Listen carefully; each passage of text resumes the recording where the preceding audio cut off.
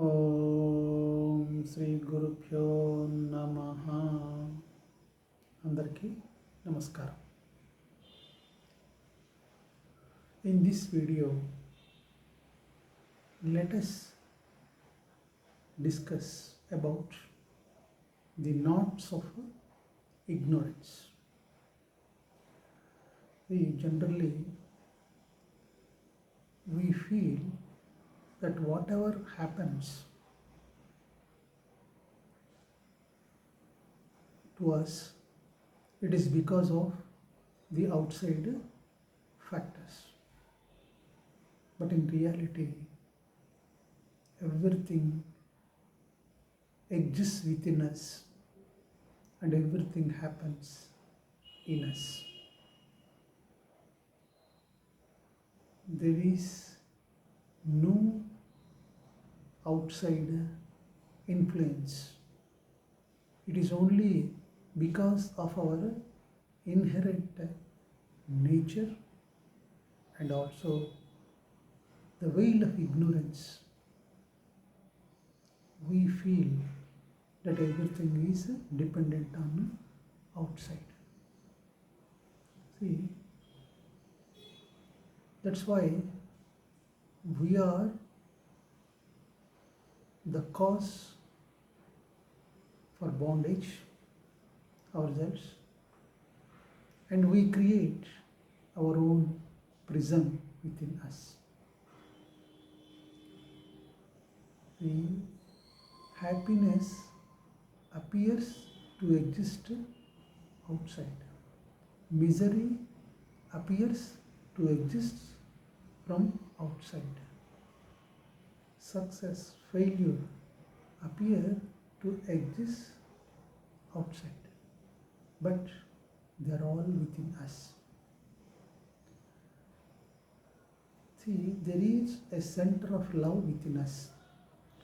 Because of the center of love, whenever we see a beautiful thing or object or a person, we develop a feeling of love. That feeling arises from within. Only the outside factor triggers what is there inside us. Similarly, gold is outside, but the greed is inside. So because of our greed within us, we get attracted to the gold and we want to acquire it and possess it. It is not by appearance of the gold, because of our greed within us, we get that kind of feeling of possessing. So, whatever is there within us manifests outside. So, in this process, the sages have identified some knots of ignorance within us. The main knots of ignorance are: first is mind, second is your prana, life current, third is desire, and so on and so forth. So, first of all, let us examine what is a knot. A knot appears to exist, but it has no form, substantial form on its own. For example, let us take a rope. you tie a knot in the rope. So that knot is completely of the nature of the rope only. It doesn't have a different nature. The form also belongs to the rope only. So that rope, that knot on the rope is visible to us. So because it is visible to us, if you want to separate it or if you want to take away from the rope, you cannot do it because it is not an object to be separated from the rope. It has got all the forms of the rope, all the nature of the rope, but still there is a qualitative change in it which is invisible. That is, you cannot use the rope to tie an object because of the knot already existing on the rope. So this knot can be untied but cannot be separated. So similarly, a knot has no separate form. It is only appears to be, and in reality it does not exist. So the first knot is mind. It appears to exist, but it has no form of its own.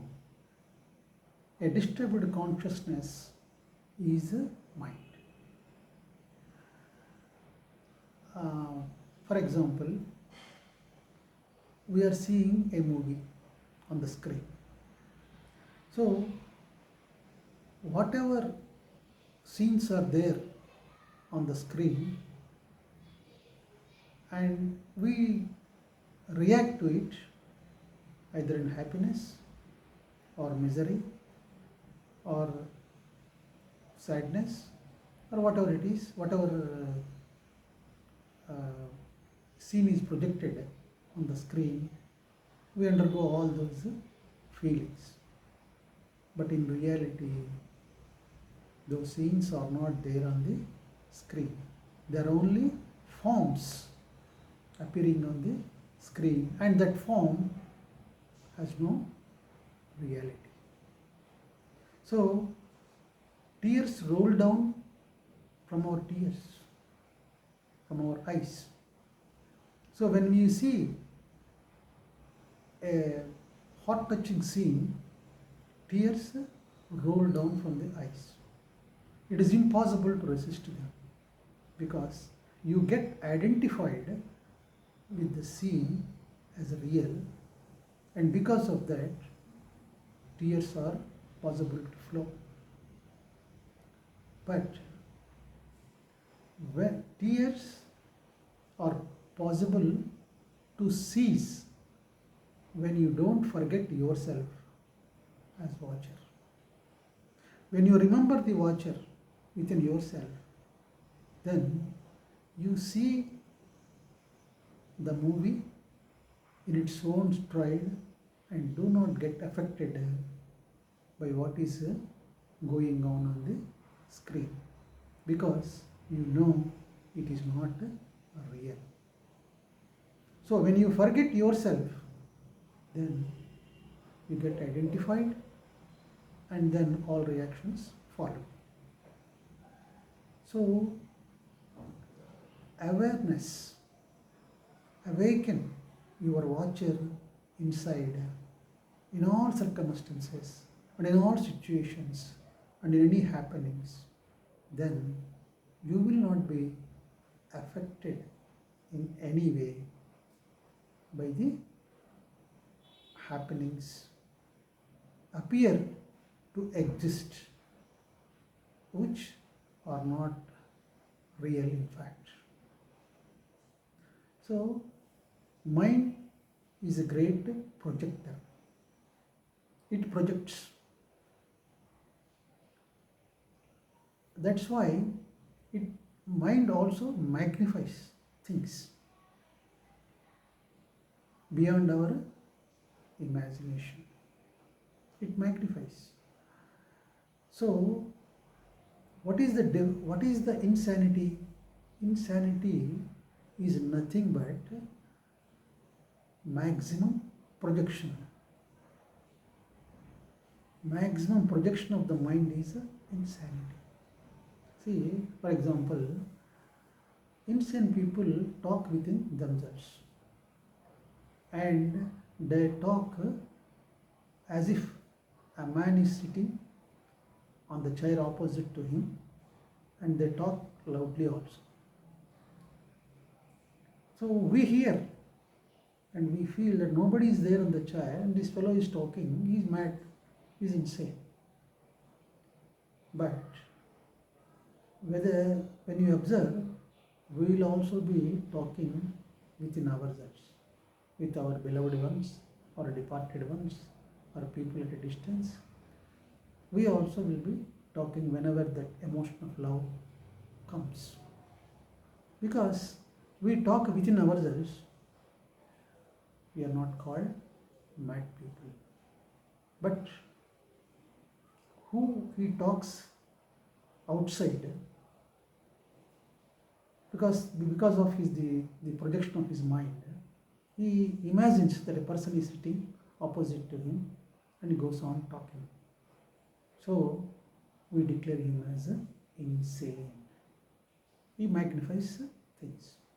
So when you awaken that watcher, that witness within us, then you don't get identified with whatever happens outside. So awakening the watcher is very important at all times to avoid and to overcome this kind of knot of ignorance. And the second knot of ignorance is your prana, your life current, or we called it death. So when death occurs, most of the people die unconsciously. Why it so? Means, for example, there is an operation to be done by a surgeon. So what does surgeon does?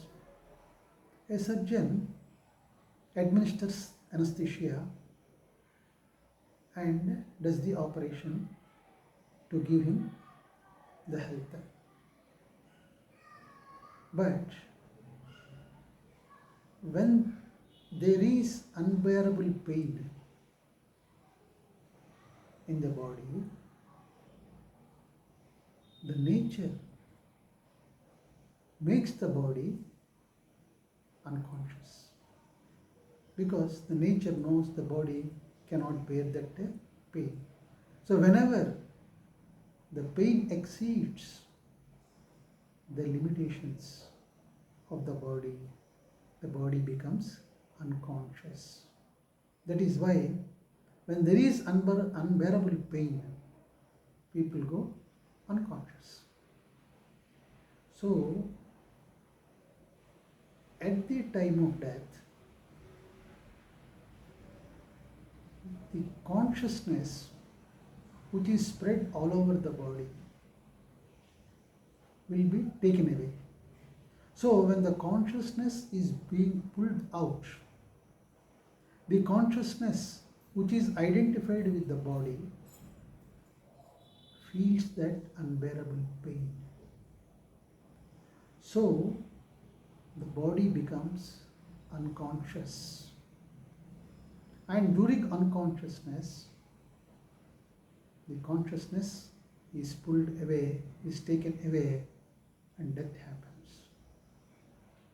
So, most of the people die unconsciously because of that unbearable pain at the time of leaving the body.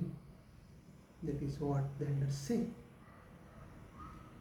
But the people who does likewise, because they die unwillingly. The death happens against their will. Because of that, they are born and born again. We can see that lust for life is there in each and every human being. Though the life is never experienced, though it has not been lived to the extent of fullness, of fulfillment, everybody wants to live. That lust for life, that life, that instinct for survival happens and exists in all the human beings. So that's why they undergo unbearable pain at the time of death, and because of that fear they become unconscious. Then what is meant by holy death or conscious death? The people who leave the body consciously, they never have the reason to be born again and again. A Buddha never dies. He makes a journey into death. All Mahatmas, realized souls, they make a journey towards death.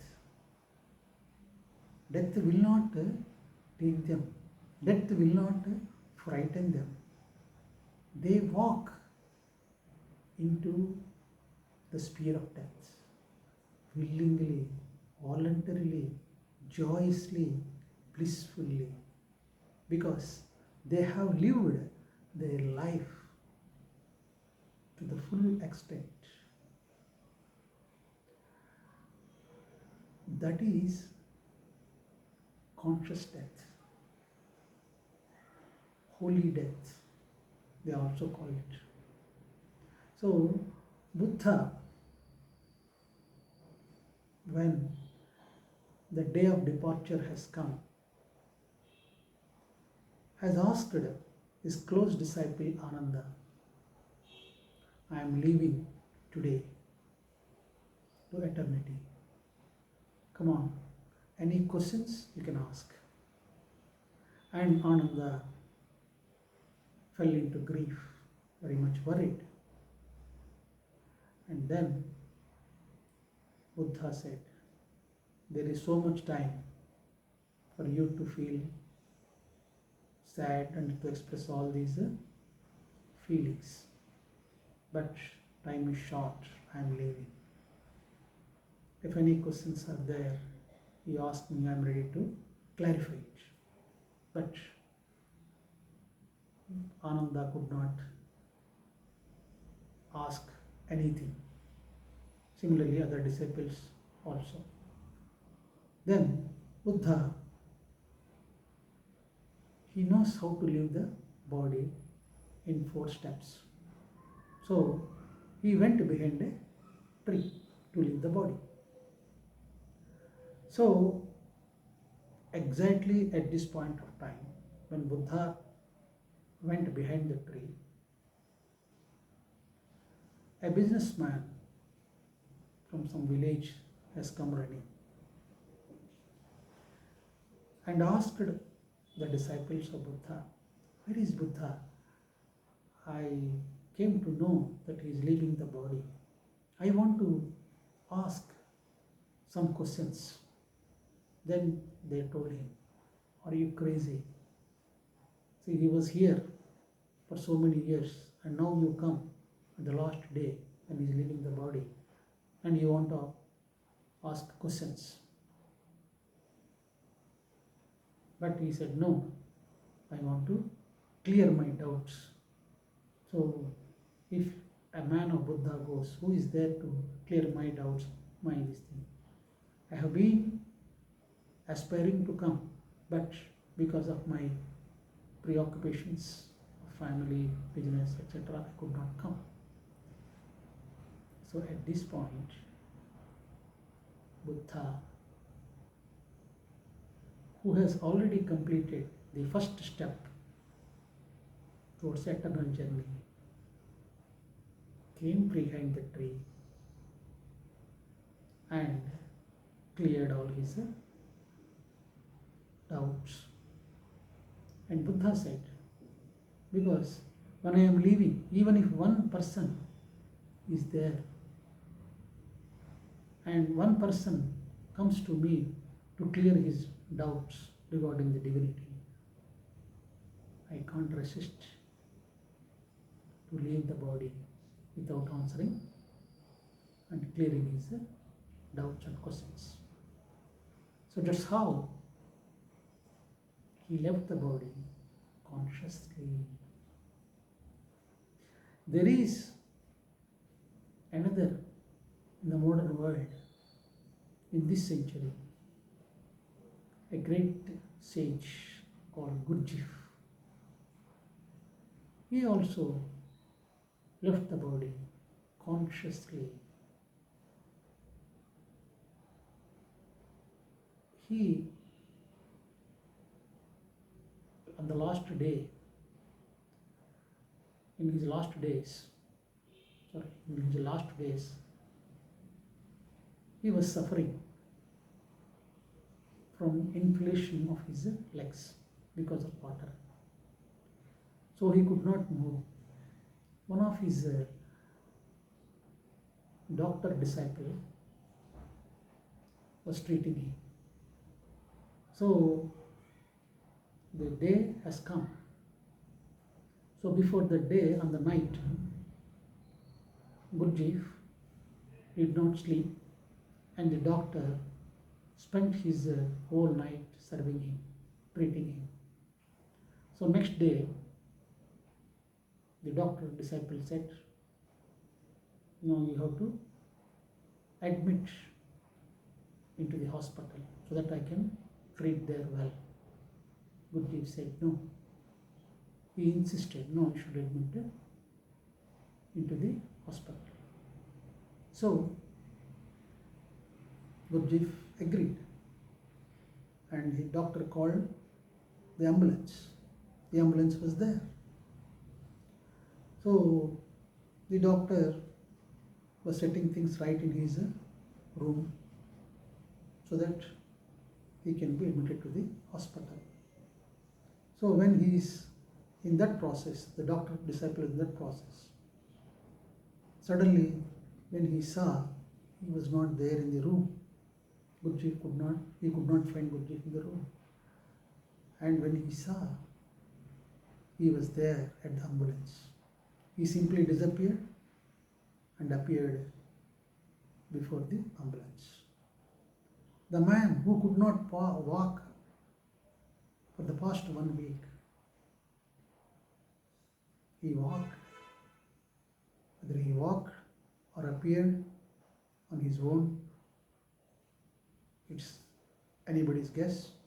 And he was there. And he said, "I am here, but you are wasting your time. Come, let us go to the hospital." So he went to the hospital. So in the hospital, all disciples were there.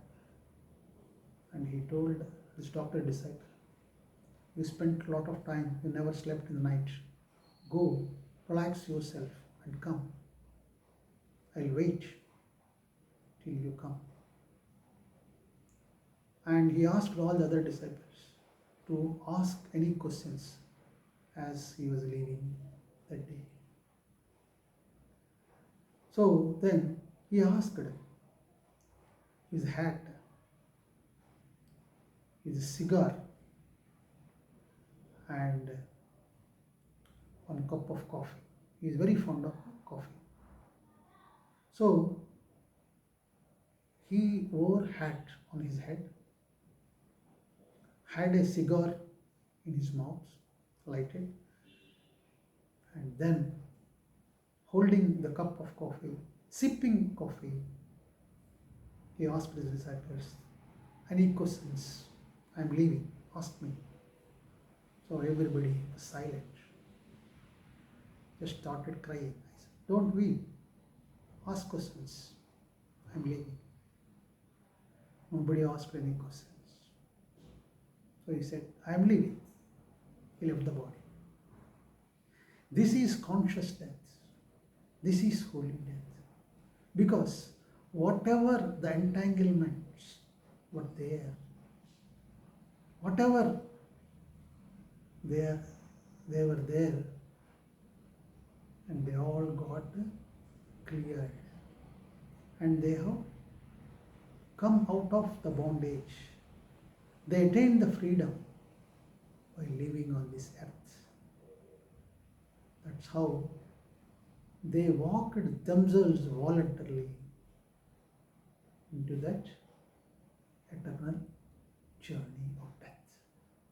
That's why they are immortal. So, if you have that lust for life, the inner journey becomes impossible.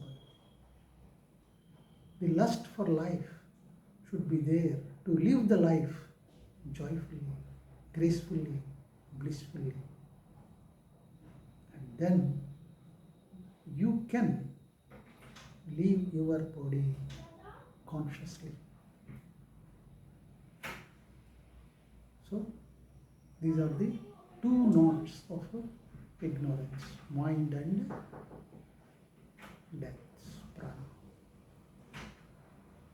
And let us discuss about the other things in the other incoming video.